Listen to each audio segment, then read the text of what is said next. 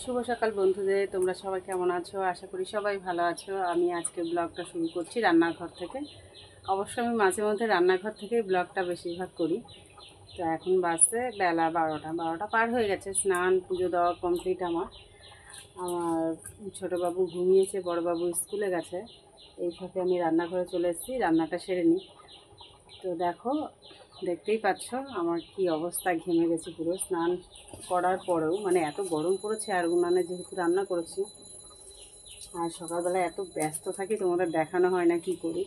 ও মানে ছেলেটা না ঘুমানো অবধি তো ঘুমিয়েছে। এখন দেখো রান্না হবে কাটা মাছ দিয়ে কচুর গাঠির ঝোল। হ্যাঁ, আর এই দেখো নাল নাল রান্না হবে, এটাকে ঝোল করব। আর এই দেখো এটা হচ্ছে মাছের তেল। মাছের তেলটা খুবই ভালো খায় আমাদের বাড়িতে, সবাই সবাই খুব ভালো খায়, পছন্দ করে।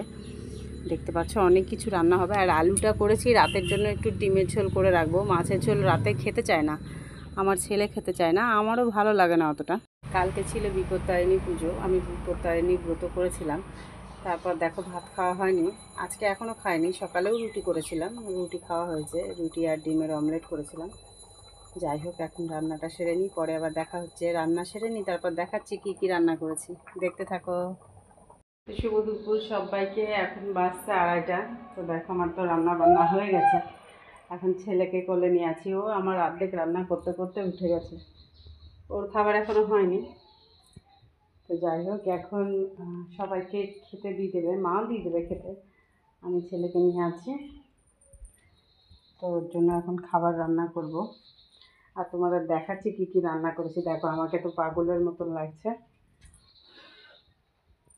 খুব মানে খুবই দুষ্টু হয়েছে। ঘুম থেকে উঠে ওর ঠাম্মির কাছে থাকবে না, ও আমাকে দেখে কান্না করছে আমার কোলে আসবে বলে।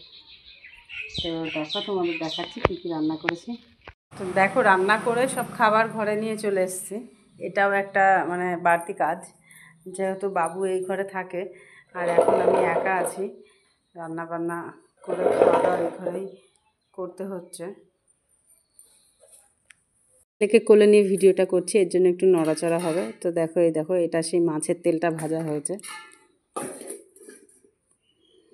আর এটা রান্না হয়েছে, দুটো ডিম দিয়েছিল সেন্টার থেকে, সেই দুটো ডিম খাওয়া হয়নি, সকালে খাবারের পর দিয়েছিল।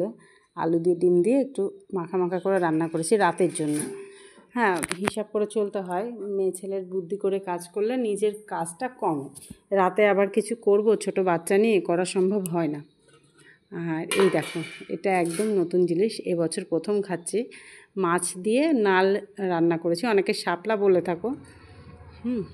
দেখতে পাচ্ছ, খেতে কিন্তু ভালোই লাগবে, দেখতে পাচ্ছ।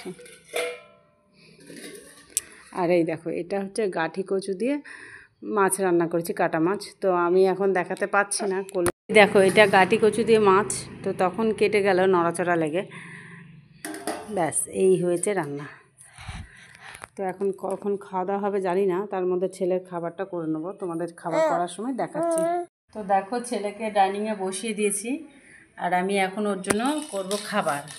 তো দেখো এই দেখো, এটা হচ্ছে মিষ্টি আলু, হ্যাঁ, আর এটা হচ্ছে একটু গাজর। এটা যতটা পারি হোমমেড খাবার খাওয়ানোর চেষ্টা করি।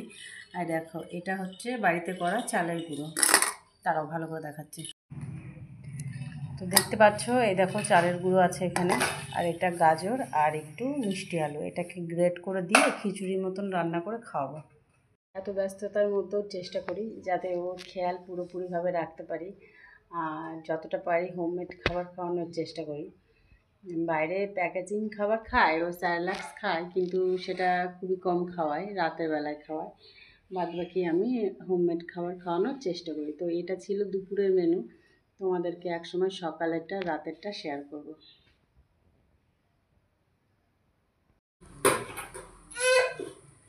তো দেখতে পাচ্ছ এই যে ফুটছে, খিচুড়ি টাইপের হবে। এর মধ্যে গাজর আর ওই মিষ্টি আলুটা গ্রেট করে দিয়ে দিয়েছি,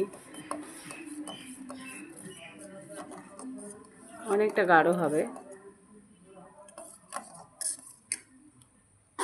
এখানে আজকের ভিডিওটা শেষ করলাম। ভালো লাগলে অবশ্যই চ্যানেলটাকে সাবস্ক্রাইব করে দিয়ে পাশে থেকো।